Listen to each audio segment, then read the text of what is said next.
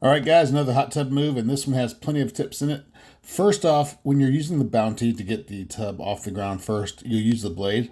That gets it off just enough to get a board under there. Then you can take the blade off, and now you can actually pry it up higher to get more boards under there just by removing the blade on that Bounty. All right?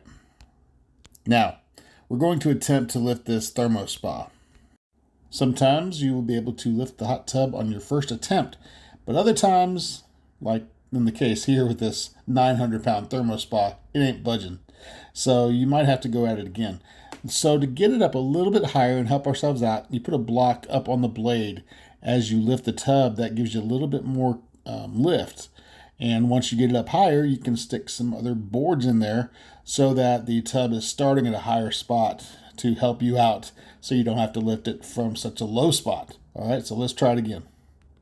You get down there and you start to lift and you realize, man, this thing is so heavy. I don't know if we can, wait, it's starting to move and you start to realize, hey, we're moving this thing. It's going up. We're lifting this 900-pound hot tub right up into the air, and you push a little bit more and you know you're going to feel it in the morning. But hey, it's a good thing. Success is so sweet when it finally arrives. All right. So there you go. That's one way to get a tub up on its side. Now, you've seen me use an airbag a lot, and I'm a big fan of airbags, but sometimes you get there and you're like, you know what, it's late in the afternoon, we got rush hour, and, I just got to get this thing on its side, and you just muscle it up. But just be careful, people, all right? If you're not a professional, don't do what we just did, all right? All right, so that's a heavy tub right there. We were not messing around, but neither was it. But put it to it. Pretty good guy. All right, guys, tip number 3 is about a better way to move the tub across grass.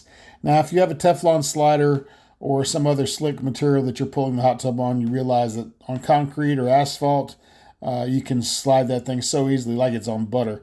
But once you get out in the grass, man, that thing is more like Velcro. Teflon and slick materials do not necessarily want to slide on grass. So what we do is we put runners down. These are 1-bys. You can use 1-bys or 2-bys, whatever you want. You can use plywood if you want to. But basically what you do is you'll slide that on the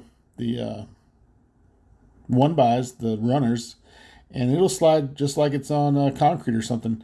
And then you just move those rear 2 runners to the front and repeat the process. So you're just basically going to be leapfrogging with those runners all the way to the next stop, which is going to be asphalt or concrete usually. I cannot tell you how much less energy you will use if you run across these runners instead of trying to push that slider through the grass. If you try it one time, you'll know exactly what I'm talking about. It's like 10 times as hard to pull that slider through grass. Now, this is not the only way you can move the slider in the hot tub across the grass. You could also use PVC white pipe, 1 inch or something like that. And I've used it both as rollers, and you have several pieces and you use them as rollers and keep leapfrogging the rollers.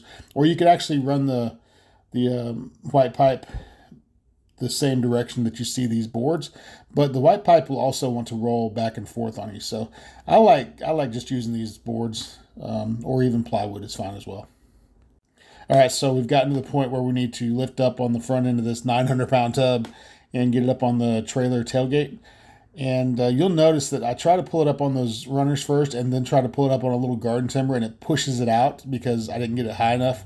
So now I have to actually lift up on this end of the tub and kick that board under there. So let's try that. This is always so much fun, but it doesn't take much. You get it up under there, and now it's tight. So it's going to come right across that garden timber and straight onto the gate.